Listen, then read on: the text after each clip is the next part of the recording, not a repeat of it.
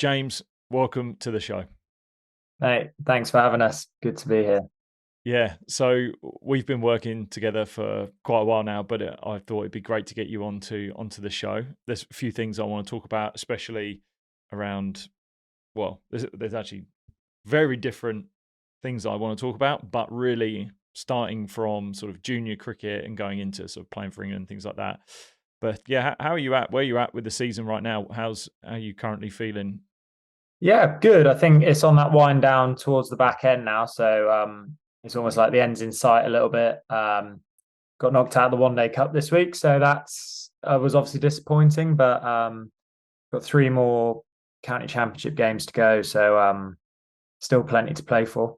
Yeah, what's the for people that don't know county cricket, like it is a real grind. It is a real long old slog. People used to call it, well, it's probably still called the treadmill Yeah. and the county treadmill. But I think if there's anything in this period towards the end of a season, what is it that you try to focus on to allow that side of it, that grinding out a season, and it's very easy to let it just peter off? What's the things that you would focus on towards the back end of a season to keep motivation up, energy up? Yeah, there's always something to play for. I think the good thing with team sports is you're always playing for your place as well. Like you're always looking to put in good performances to try and maybe, lock in your position for the next year, try and prove to yourself that you've got the performances in you. I think as captain at the moment, obviously winning games is a huge thing for us. We've struggled a little bit this year and we almost want to try and kick on a little bit and finish strong. And, it's first class cricket. It's a pleasure to be able to play it. And it's three more fixtures that we can try and win and try and disrupt obviously the teams above us and finish above them. Yeah, you said you had the captaincy role. It's something that's a little bit new for you. Yeah.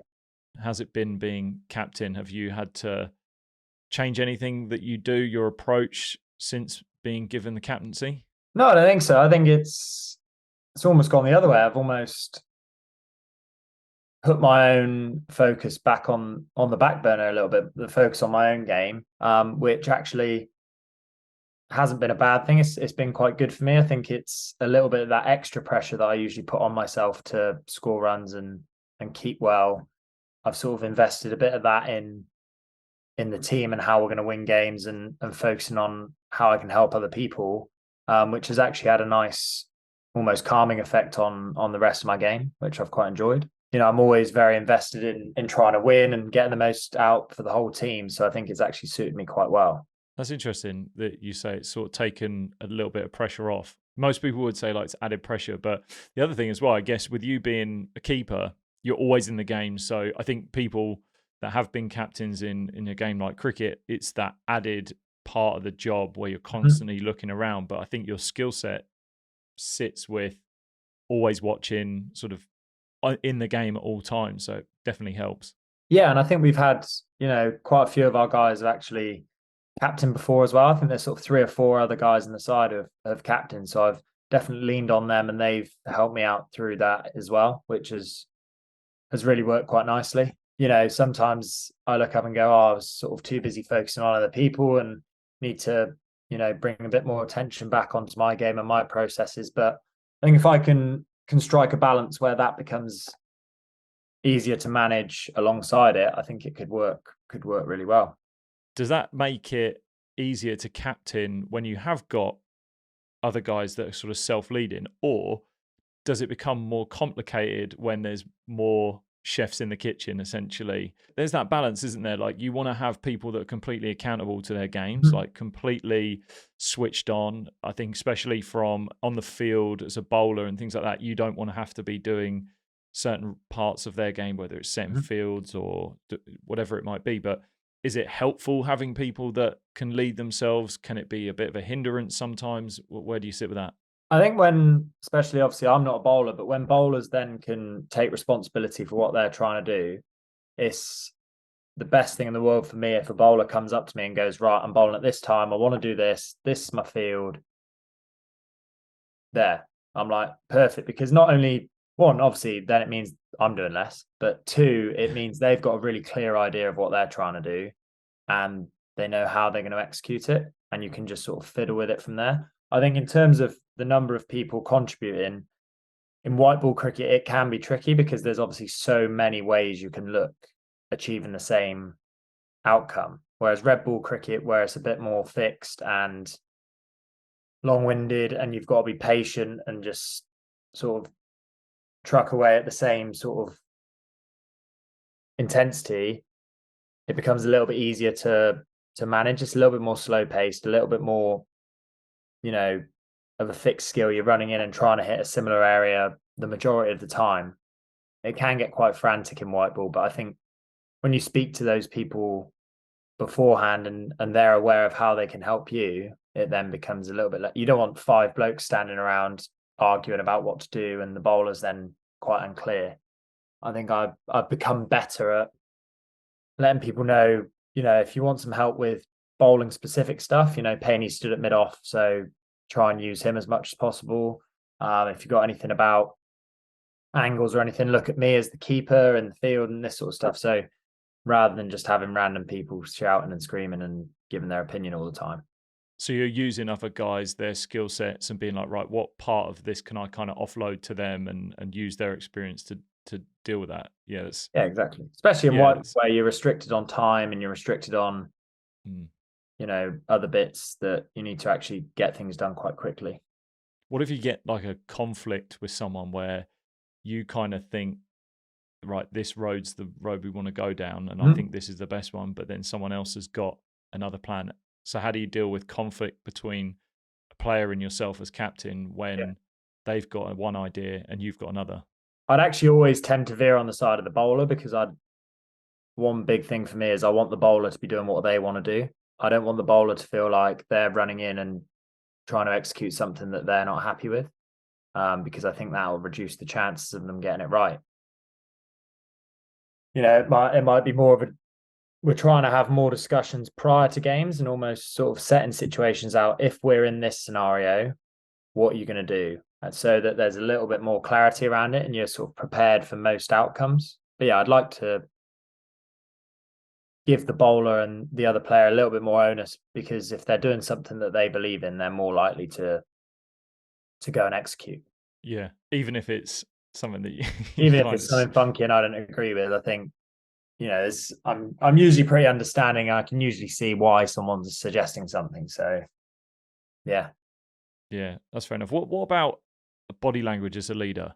So I think I often see, especially if things don't go a certain way, I think a lot of people may not give it enough credit for how much it can genuinely impact someone's thought process when they are seeing the captain and their body language. So how do you see body language as a captain, as a leader, and its importance? Yeah, I think this is something I need to probably improve as I captain more and more. I think because I get so into the game, so competitive, and in the battle, I'm always quite animated with appeals and reactions to, bad balls and this sort of stuff. So I think it's probably something I need to work on, because you want to give an impression that you're sort of taking everything in, but also if something doesn't quite go to plan, that you're a calming influence and that you're a positive influence on the bowler or fielder who may have done something wrong, or may have misexecuted something, because everyone's trying to get everything right. And, you'll make mistakes as well, but it's more about conveying that to them even when they don't feel it themselves. So I think being calm, but also being on the ball, trying to get that balance, which is something that I'm still working on, because I'm quite, as I said, animated in the field. Yeah, I think as well, being a keeper in longer format, 4-day, for example, fatigue is going to set in. I think if your own fatigue is something that potentially it can really get in the way of just you acting the way you want to act. I just did a podcast yesterday and was talking around how pain gets in the way of you acting in accordance to the ideal version of you, or just the way you want to be. So if you want to be jovial, if you want to be strong, brave, or if you want to be motivated, whatever it might be, insert any value there. when pain, fatigue, frustration, stress is really kicking in, there's the emotional part of your brain that is just fired up and is just either wanting you to disengage or actually wanting you to just fire up and not act in the way you want. So I think that's a big part of sport, and especially for leaders. It's just an added skill that I think needs to be learned, which is, what are my values for this game? And I will not compromise on these, and therefore they have to be at the forefront of my mind when I'm competing, even when it gets stressed. And that's kind of like the entry cost for me being a leader. That's the cost and the sacrifice I've got to make.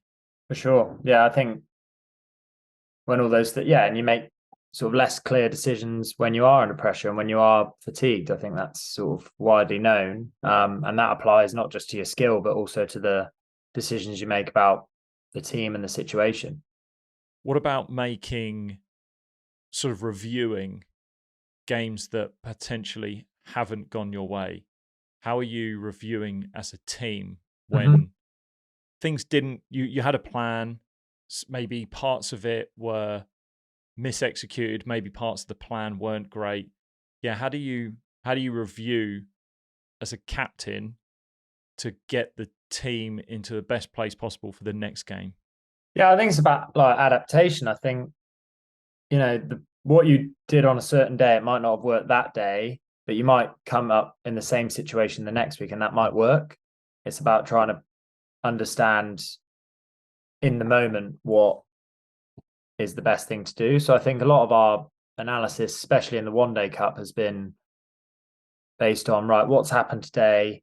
If we find ourselves in that situation again, how would we do it differently? And sort of actually actively then trying to find a solution for it, rather than just going, oh yeah, we just need to execute our death bowling better, or we need to, be tighter in defense with the bat up top or something like that, rather than being sort of making it all skill focused. Actually, but how are we going to think in that moment, and how are we going to sort of give ourselves the best chance to execute? Because everyone's got the skills to do it. It's just when we're in that situation again, and you're almost putting together like a range of plans that if I'm in this situation against this sort of batter at this time in the game, what am I going to? And trying to have 2 options or 3 options for how you could go about that, so that if one does go wrong, you've got somewhere else to go. Yeah, I like that. I like the idea of preempting how you're going to react as a team to a certain scenario. I think it's really easy to go, oh, well, focus on the individual skill. We're going to do this skill, that skill. Bowlers nail this, batters nail this, whatever.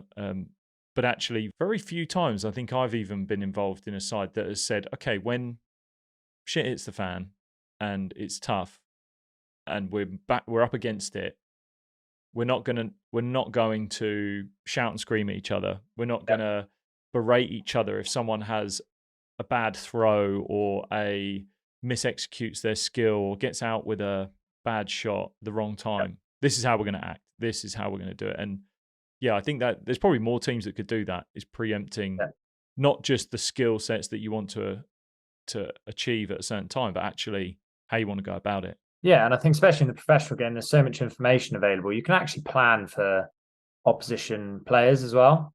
So you obviously don't assume anything, because when you're in the moment on that day, on that field, on that wicket, things may change, but you can also put together a pretty good educated guess of how things may go in a certain situation. So yeah, I think that's key. And having a plan A, a plan B, a plan C, as opposed to just going, in this situation, I'll do that. I think that's really important as well, because, on a certain day, I don't know, a bowler, for example, your pace might be slightly down, or the wicket might not suit you, or you might have a short boundary one side, and anything can play into those hands. So being really meticulous about how we plan, I think, is something that I'm trying to implement as a leader, rather than just almost trying to get by on just your skills.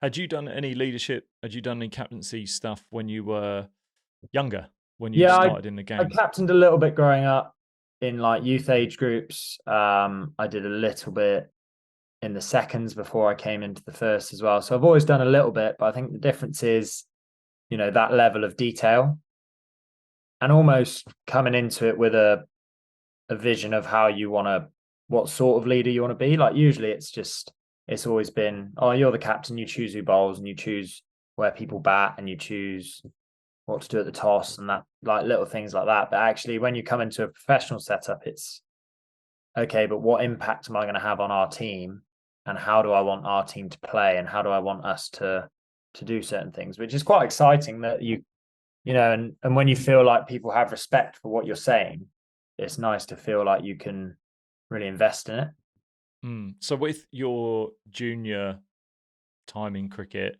getting into it, you came into the sort of system, sort of I say professional system later on. So how did you, before you did that, what was your journey into cricket like? Where did it start? And then sort of we'll go into how you got into the systems. Yeah, so it started at my local club, Winterbourne, which is outside the back of my parents' house. Probably when I was about 5, just always loved playing. Went into hardball cricket as quickly as I could. I was probably 8 when I first played. And yeah, just sort of quite normal in I played my club cricket, and I always played football, and I always played rugby, and just sort of depending on what season it was, just tried to do everything. Played for Gloucestershire's age groups from 11 to 17. Always played, always opened the batting. Didn't do much keeping, but always fancied myself a little bit to do some wicket keeping. And yeah, I was always really determined to I love batting, so I just wanted to score as many runs as possible all the time. I wanted to play all the games I could. I'd try and play, men's on a Saturday, men's on a Sunday, club cricket in the week, played for Gloucestershire. Always went to sort of pathway academy trials, never really got a look in. And then got to 17 and, still loved it, still felt like I could do it. And it just happened by luck, really. I didn't even, get through an academy trial or anything like that. It just happened that both Gloucester keepers were injured. The academy keeper was injured as well. So they had a lone keeper playing in the first, and then I ended up just getting a go in the seconds. Wow. Because I was just, a young keeper who played in the league, who was in the system already, kind of. So they were just like, well, he could fill in, sort of thing. And yeah, that's how it happened. Like there was obviously a few injuries around. So I played a few games and didn't bat. I was batting at 12, but I was keeping because you can play 12 in a lot of second team cricket, and just slowly worked my way up. There's one week where then I ended up batting 11. Sort of got like a couple of 20 not outs or something. So once the other keepers started to come back, I started to stay in the team to bat, and I'd just bat at like 9 and just sort of bided my time, really. So you're like 17 there? 17, even sort of into 18s. I was going out in club cricket. I was going out on a Saturday in Premier cricket, scoring hundreds, but then going into Gloucester's 2s and batting at 9 and 10, just almost filling in, but sort of got enough 20s and 30s, and then got a couple of 50s, and I just sort of started to work my way up. Yeah, that's interesting, because I think so many young, well, let's just say cricketers in general, but I'm sure this will be relevant for many different people in different aspects of their sport, is I think there's a couple of parts to it. One will be, if I'm not in a pathway, not in an academy by 16, I'm done. And then the next part is when I'm in that setup and I'm not doing the role that I hope to be doing in the future. So for you, it was so far away from what you really ended up doing, which is opening the batting, and then you're batting 11. You're at the bottom, literally top of the list, bottom of the list. Yep. I think too many people will give up or not be motivated in the potential opportunity if they had a bit more of a drawn out perspective on that. So being able to go, okay, well, I might not be opening the batting right now, but I could be in the future if I just chip away at these performances. How long do you think it took you from sort of being in that bottom spot to then getting the opportunity, which is where you ended up being later on? Yeah, I think because I was still at school, it was all sort of still a bit novel. Like I still got days off school, and I was going and playing at professional grounds and against guys who were obviously signed.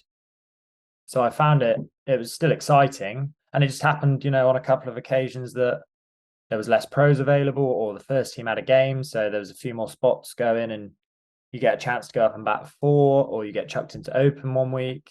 And it just happened that I took that opportunity. It wasn't anything, it wasn't rocket science. It wasn't like something drastically changed. Got the opportunity and took it, which, I think now is slightly different, where I think a lot more pros are managed and less a lot of people are given the choice about whether they play second team cricket or not. So a lot of young guys come in and straight away they're put up the top of the order, or they're given the new ball, or so.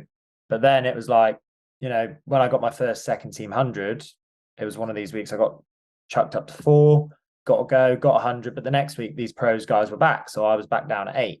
I think that's just how it was.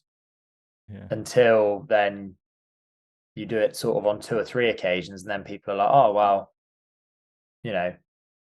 if someone goes down in the first team, this guy looks like he could do it. So you then earn the right to do it. It was almost a matter of respect and seniority, which you don't get as much now. Yeah.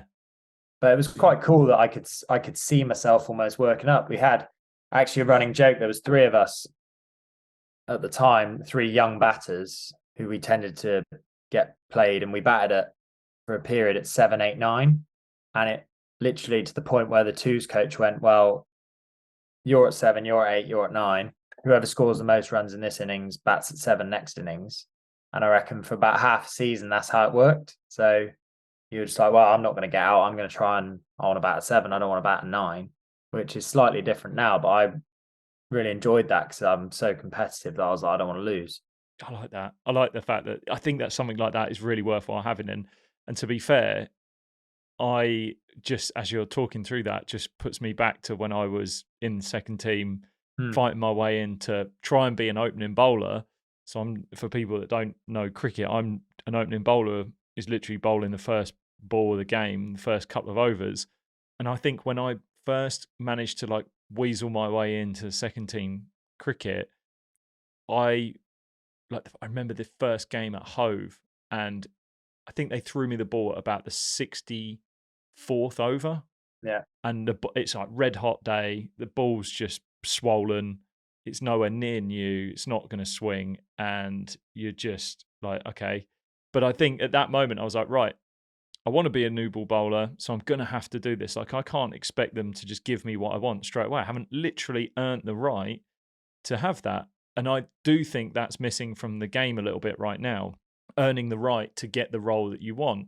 Yep. And in that, it kind of leads on to, from what you were talking about being adaptable, is that if you do that and you've gone through those hard yards and you've gone through that pathway of, I'm not doing the role I want to do where I hope my finish line is, or close to where my finish line is.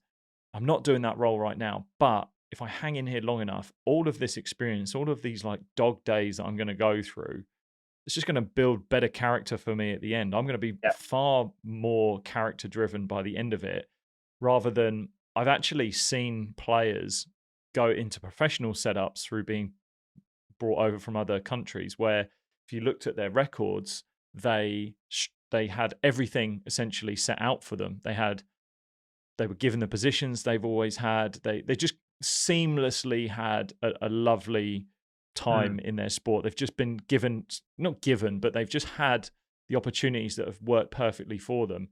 Yeah. And then when they hit another level or a period in their career where there was challenge, they weren't getting the results they were hoping for, they almost didn't have anything to fall back on. They almost didn't have sort of a character library of traits that they could fall back on and go, okay, I'm looking in my box here and I don't have a bit of resilience here. I don't know how to overcome this adversity. I don't know how to do that.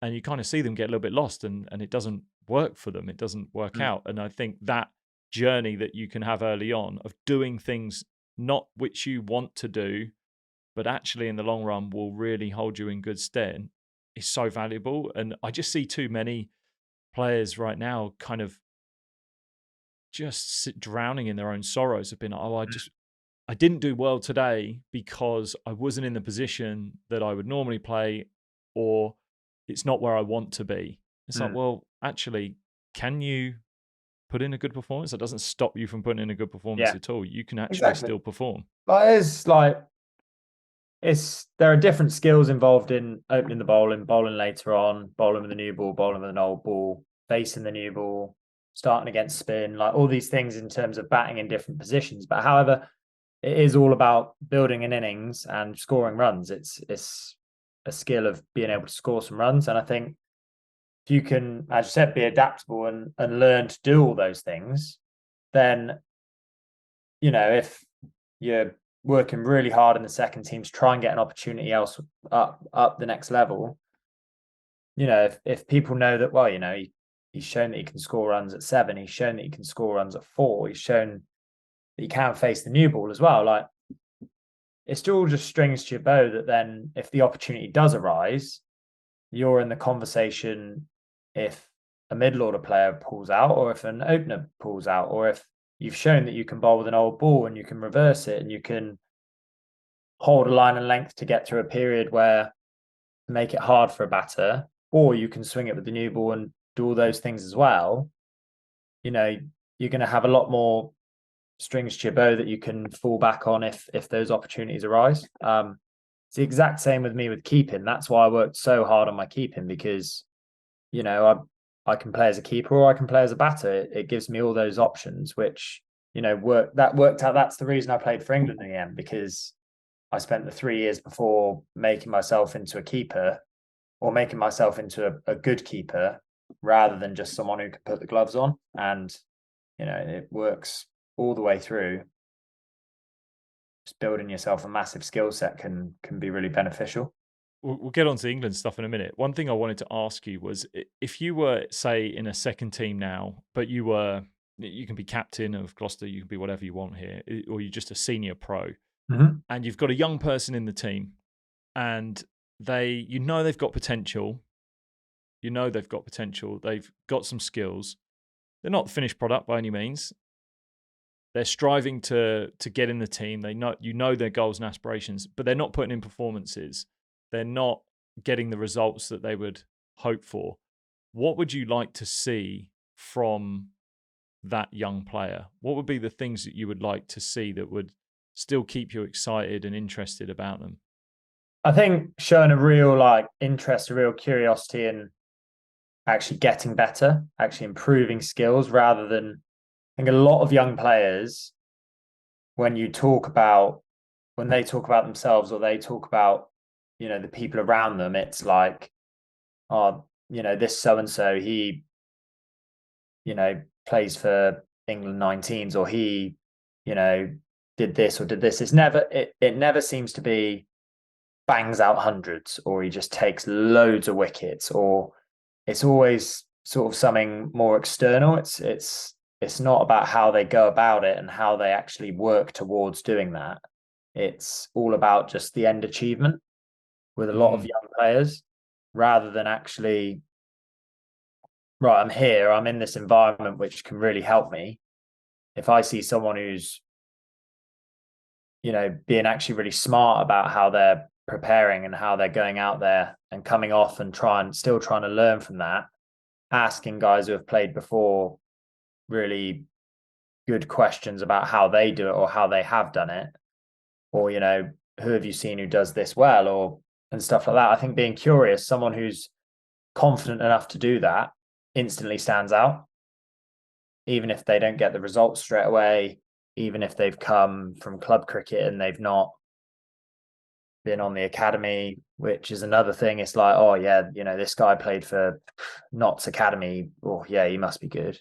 Well, if they rock up and, as you said, they've got no skills in terms of problem solving or getting through a bad patch or adapting to a different role, I think being curious is huge about that. Like, if I got told 16, I'm an opening batter and you're going to go in and bat 8, and you're probably going to start against spin, you're probably going to be batting with the tail, like little things like that, I'd instantly be like, right, who's done that? Who'd be good at that? I'd probably chat to one of the bowlers and say, like, how would a batter usually approach that? I think it's just being really keen to ask questions, like, be that bloke who everyone's going to say, oh, he's a badger, and he loves the Yeah. game. Like there's absolutely no harm in that. Like, for prime example at the moment, Ollie Price with us. He's 23 now, but like when he was 15, he was the exact same. Like you could just tell he loved cricket. He was so keen to learn all the time. He's still the same, and you just know people like that are putting themselves in a really good position. Yeah, I think too many people get worried about asking questions, and the judgment of not knowing the answer Yeah. says something about them. Says like, I don't know what I'm talking about, Mm. therefore you're now going to judge me because I don't know the answer, and you're not going to think I'm good enough. And there's probably that storyline that plays over and over again. The one I always also look out for is, do people judge others or talk ill of other players to make themselves look better, to like sort of like inadvertently project a better image of themselves and be like, and I get this, especially if I'm talking about, say, another young player in another team who does a similar position. So you kind of know they're a bit of a threat. Yeah. And then you'll talk to someone about them, and it might be a father, it might be a friend, and they'll just be, oh, well, but they do this, and they don't do that, and they're no good at that. Yeah. And they're doing that to bring that person down to then elevate the person they're sort of standing up for. Yeah. Or it might even be themselves. They could sometimes do that to just elevate themselves. And I think that goes to your point there of, but why aren't you looking or taking on board like the curiosity of how that person is doing well, how that person is getting there, and be driven to go, right, well, if they're doing that, then I can do that. There's nothing stopping you from the way people go about doing things. And I think it's a bit of a lazy option to drag people down. I was a big one for it. Like if I saw someone that I knew had a better skill set than me, even if it was slightly different, I just went and just studied them, watched them, saw how they did things. And even if, say, they went and trained and went into the nets or did whatever, I was like, I'm going to go do that as well. I'm just going to follow them now and just follow them and maybe increase a little bit more here and there. And then it's just a case of, I've done everything I can. I've not been lazy in saying, oh, well, they're no good and making myself be better, when actually I don't have any, you don't have any evidence as well that you can do the thing that you might be talking well of from the other person. Exactly. I think that's how the best teams are formed. Obviously, one is healthy competition, and two, I think when you drive each other rather than try and pull each other down, at times someone might get picked ahead of someone else, and it might be, disappointing for a certain player if they miss out. But ultimately, you're becoming a better player. Like, we always laugh about it because, the likes of Ollie Price, Ben Charlesworth, myself, we're always like in and hitting. But the great thing about it is a lot of the time we don't even need a coach there, or you get a lot of the young lads all going together. And they're young players who haven't played a huge amount of cricket, but for example, Ben's extremely good against a new ball. Ollie's extremely good at playing spin, and they're always bouncing ideas off each other. They're always almost a little bit competitive in that, I want to be better than him at that. But it's in a very healthy way where they're constantly driving each other, which is why it's really exciting when it comes to fruition. And for example, Ollie at the moment is just churning out all sorts of scores, but it's of no surprise to anyone because he's extremely driven. He uses the people around him. He asks questions. He'll ask young players questions. He'll ask people who are more experienced than him questions. He won't judge people on who they are, how many games they've played, how old they are, where they're from. He's constantly just like, well, yeah, he does that well. What does he do to do that well? I definitely agree. If you can drive everyone upwards, why would you pull someone down instead? Yeah, and I think the more you invest into helping other people, that actually still plays to the part of your ego mind, which is around, I want to be recognized and valued for doing something. It's like, well, if you want to be recognized and valued for something that even you don't do, help someone else. Yeah. Just help someone else, and you will find that eventually you'll get recognized for it because you'll be able to revel in their successes as well. I think you're really good at that. I think you're really good at anyone in your team, let's say in the top 5, 6 in your team. Obviously, you're captain, but you're really good at putting on social media straight away. But a great note of like this person's worked hard for this. It's great to see them doing well. And I think the more you can boost those people up, you will get the recognition of being on their side when they have successes. And yeah, if it's recognition you're craving, you'll probably get it anyway, just by helping people. Yeah, for sure. I think that's something we drive quite a lot at Gloss, in terms of when in the county season, the first team, the second team, you go like weeks without seeing each other because everyone's in a different place at a different time. Actually trying to create some unity around, celebrating everyone's successes. It's not just about who's doing it in the first team. I think because those players are going to play a part at some point, it's something that we do really well. And, constantly trying to help those blokes as well, because I feel like now I'm in a position where I've played enough second team cricket and enough first team cricket that, no one wants to be in the second team, whether you're 16, 18, 20, 30, everyone's striving to be in that first team. So if you can create an environment where you're trying to boost everyone to that level, your team's instantly going to get better, rather than, oh no, he's threatening my position. I think people who do that aren't going to improve themselves either. They're just going to constantly, like, if their levels are falling, they're going to try and drag everyone else down just so that they stay sort of relatively in the same position. Yeah, I get what you mean. I don't think, any of the best players would ever be like that. No.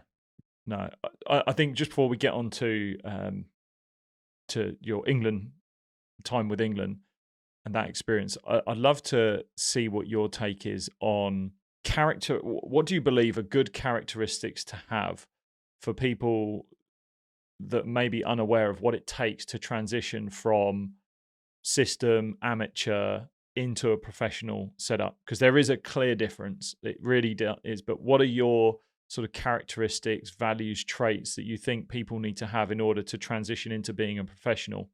Yeah, obviously, I think it goes without saying hard work, but I think it's more about actually having more of an idea of what works for you. I know very good players who spend loads of time looking at technical work. I know some very, very good players who do hardly any stereotypical technical work, and it's all about how am I going to approach playing a certain team or playing a certain bowler. If I find myself in that situation, what am I going to do to combat it? And it's more of a tactical focus. I think just understanding what works best for you is so key when transitioning to professional cricket, because it's so intense and you're constantly playing and constantly traveling. Actually, you'd think there's loads and loads of time where you're training and working on stuff. Actually, there's not many windows, especially in the season, where you can really work on improving stuff. So you've got to work really smart. It's not just a case of you go in 6 hours a day and hit balls. So I think understanding what works best for you is key. And obviously that curiosity that we've just spoken about is massive in trying to learn from all the people around you, because you've got so many tools there in terms of experience, in terms of coaching, in terms of your teammates, that there's always more than enough outlets there to sort of drive you to be better. Okay, with you, so you were having a cracking season and eventually England come knocking. Talk us through that experience. Yeah, it was surreal. I think because of how COVID worked, and I actually got, selected, but because there was big squads, it was almost a selection without a selection. So I almost benefited from being there and having that exposure to all those incredible players and coaches before I even got selected. So I was almost there training and learning from all these men and women who were so experienced and good at what they did, even when I felt like I was, behind where they were. But all those learnings, when like a year later I was called up, I almost felt like I'd been there for a year or 18 months. So actually the environment and how they did things and that sort of thing never sort of overwhelmed me, which even though the whole performance side of things didn't go to plan, I didn't feel like it was because I was overwhelmed or because I wasn't ready or because anything like that, which, that was really good and that worked in my favor. It was still weird being, on a field or in the nets with, England's best players. That was pretty cool. And, I'll never forget that. That was, very surreal. So, as you mentioned, the performances that you had in the games you played didn't go to plan. Yeah. Weren't where you would potentially have hoped them to be. And so, what happened after that? Where did you go after that, and what sort of place did that put you in? Yeah, not the best. I mean, I've always been someone who, more than I should, has sort of lived on the result a little bit. Still, like to this day, more than I should, but something that I'm trying to really clamp down on is not letting the outcome dictate everything else that then happens. I think then I did. As soon as I got, the first duck, it was, I've got one more game to prove myself, essentially. Then I got a duck in the first innings of the second game, and I was like, well, there's not really much coming back from this. Like, I've got no runs. The injuries that have happened, they'll just come straight back in. And it was almost like I wrote myself off a little bit before the experience had even ended. So I didn't really help myself. And afterwards, I actually finished the season pretty well after that, but I still felt a little bit like it just sort of deflated me, and it just felt like that was it, done. Like you're back to square one in terms of you have to go back and do all the things I'd done before. I'd have to do them all again in order to get another look in. But actually, looking back on it now, you build up that credit, you build up that sort of respect, and people know that you're a good player. If you have a lot of people will go back-to-back games without scoring any runs or taking any wickets. Doesn't mean they're a bad player, but I think with the pressure I put on myself and the expectation around playing for England and being on debut, the eyes that are on you, all those things contribute to then when it doesn't go to plan, you feel like it's just back to square one. I think you even see players that have been in similar positions to you where they have even gone into teams because of injuries with other players in their similar positions, done well, and then still not played a game again after that because the player that's come back is absolutely world class, has got a position cemented in that team, and they've just not had it. It's just the fact that you had an experience where the performances just weren't where they weren't there, would have hoped to have been. So what if you were looking back now, obviously with a lot more time to reflect, and you look at the James going into those tests and coming out of them, essentially, we obviously started working together pretty, not soon after, but fairly soon after that all happened. What do you say some of the biggest differences you've felt now, or biggest lessons you've learned from, that James before playing for England and then James now? Yeah, I feel like then it was, as I just said, all about the outcome. My emotions and my feelings towards myself and my game were based on what happened on that field, which, as we know, 95% of the time in cricket, that's not going to be positive. I think now I'm far better at managing that. I still get disappointed when I get out. I still, I have times where I'm probably far too harsh on myself. I don't let that dictate my whole mood towards life in general rather than just my sport. I think that's really key because, we talked a lot about fatigue earlier. That just drains you, and that's just not going to help your mood, your emotions. It's not going to help you in preparation for the next game. It's not going to do any good. So trying to maintain that, I think, is the biggest difference. And specifically in terms of just general like self-esteem, self-worth, I think it's trying to separate those two things is something that I've improved a lot since then, because after that, it was like I've had a couple of shit games. The whole playing international cricket's not gone to plan, but I just like hated myself for it for a while, which, isn't justified, because if I'd have had 2 bad games for Gloucestershire or 2 bad games of club cricket, I wouldn't have just hated myself. But again, it was that value I put on that experience, which probably did that a little bit, which is something that now I think if I did it again, and I've played, England Lions cricket since, was something that I tried to almost remove from that. And, it worked, and I played a lot better because of it. And I'm absolutely adamant that that played a huge part in that. That's such a big part that's going to resonate with a lot of people, I think. Just the idea of interlinking performance with self-worth. Yeah. And you say, rather than that experience was bad, just say, well, I am bad for having that experience. Yeah. And that's such a different perspective to have. I know it's one we've spoken about quite a lot, and I think, yeah, you're so right. If you'd had those bad run of games for Gloucester, you wouldn't think too much, but it's because of the level, the expectation that you should be doing well, or the idea that I'm now at this level, therefore I want to do well a little bit more than probably others.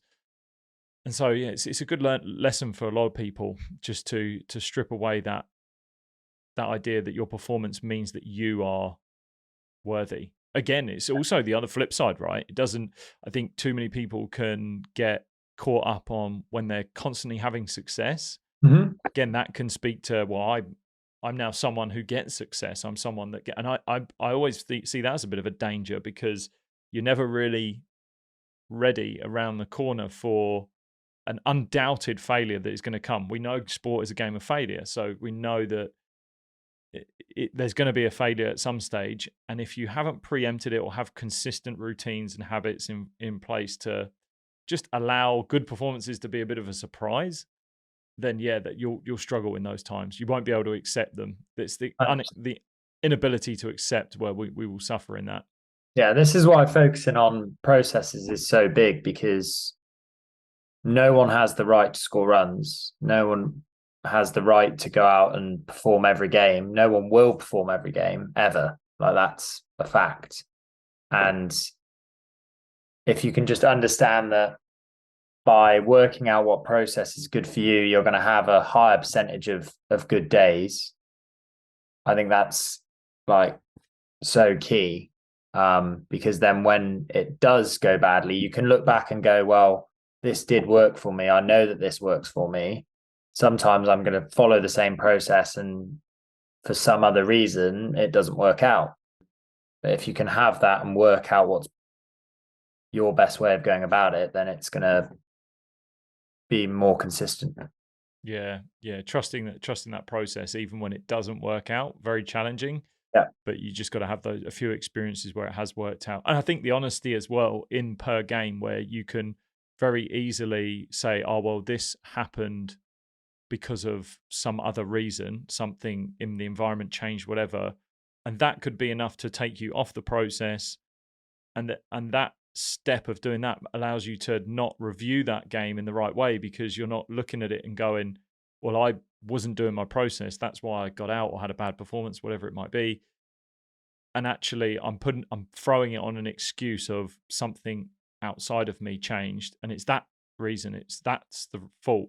And I think once you get into that mindset, it gets a bit dangerous, because you're focusing on so many different things that are out of your control, rather than just keep controlling what I can. That's what I want to do. Absolutely. With England having changed their approach to playing the game, Bazball, for people that don't know cricket that are listening to the show, it's basically a style of cricket that's been brought into the game of highly aggressive, non-fear of failure, just really 100-mile-an-hour type style of cricket, bringing a one-day format almost into the longer format. Has that had an impact on the county scene? Have you found that Bazball has had an impact on county players and how they're going about it? Is it a conversation that's going on? What's the feel out there? I haven't felt like it's impacted it too much. I feel like a few people tried early season and realized how hard it is to do.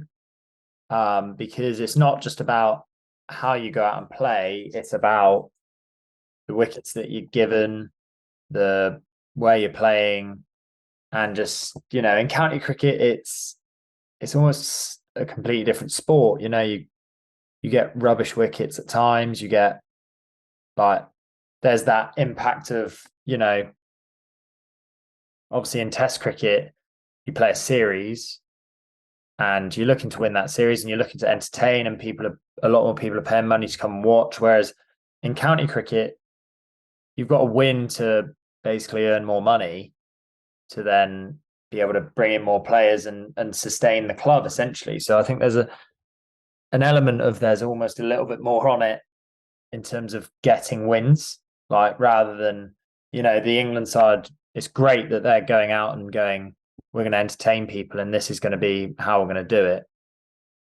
And it's worked and they're doing it brilliantly. But then there's almost that extra layer of, we have to win in our dressing room. We're like, how are we going to best win? We're not, I certainly can go out and play like Ben Stokes and thump every ball for six because I'd end up not scoring any runs.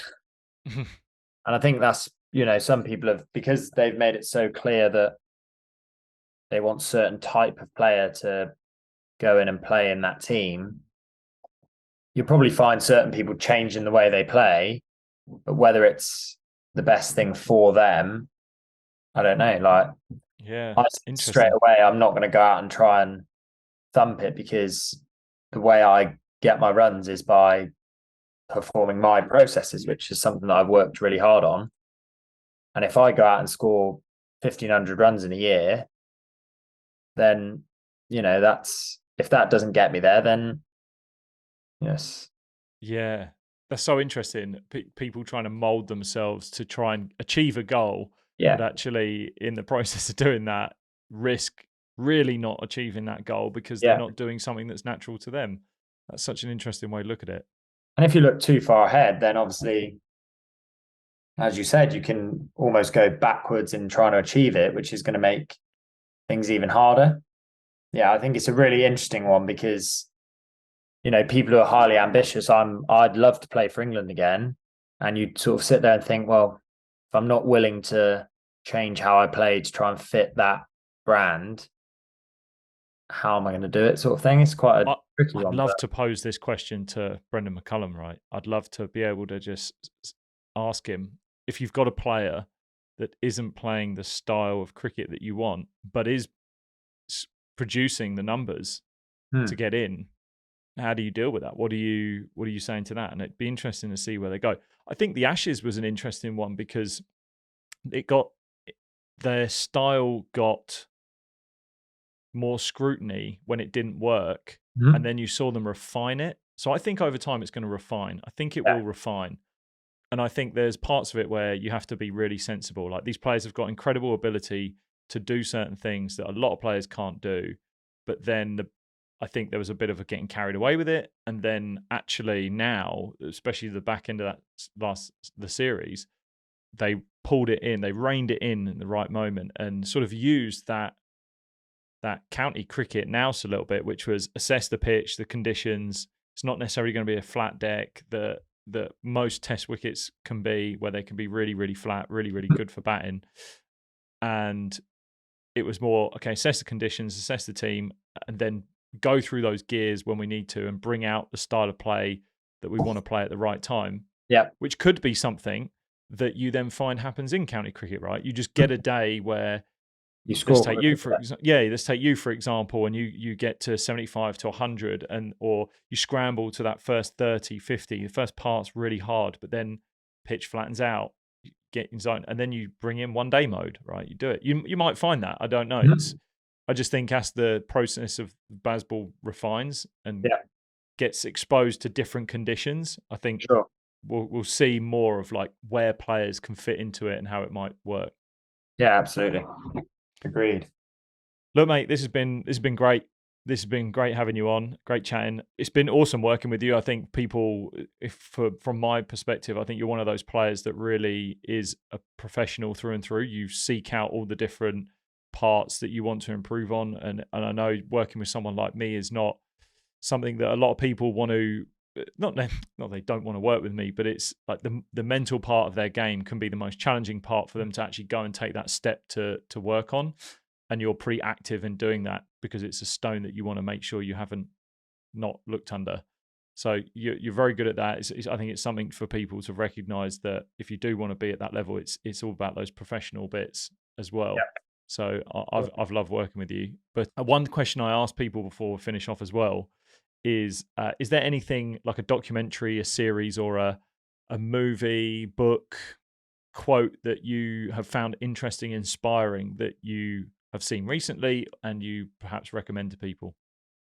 I really like The Last Dance. That was one that I love, but I know that a lot of people have watched that. Yeah. I just think, not everyone's going to be Michael Jordan, obviously, but I think just actually the messages in that, because there's a lot of stuff about obviously being the best, but also how that can also play into a team dynamic. I think it was really interesting to see how that worked. The other one was that I've watched recently is on the Tour de France on Netflix as well, which Unchained. I like my cycling, but I'm not a huge watcher of cycling. But I sort of know enough, but sort of it was something new for me to see actually the team dynamics involved in like individual sports. I know like you work with a lot of people who are in individual sports, but the team dynamics work in the exact same way. That was really, really interesting. And I liked how, sometimes you've got to put your own ambitions aside to progress the team, but, acts like that are always going to come back and benefit you in the end. That was really, really cool to watch as well. Yeah, totally. I watched the Mark Cavendish documentary as well on Netflix. That's amazing as well. More individual based, obviously, but again, there's a lot around team and mental health is a big conversation in that one. But yeah, Last Dance comes up quite a bit. James, where's the best place for people to follow you? Where should we send them? Yeah, I mean, if you like cricket, obviously get around the county championship the next month or so. But I'm pretty active on Instagram as well. I like to repost and post and that sort of stuff, especially on my story, just anything that interests me. So that's a good place to go. All right, mate. We'll put the links in the show notes. Thanks again for coming on. It's been great having you and some awesome stuff there that people can take away. Thanks for having us. No, my pleasure. Cheers, mate. Cheers, mate.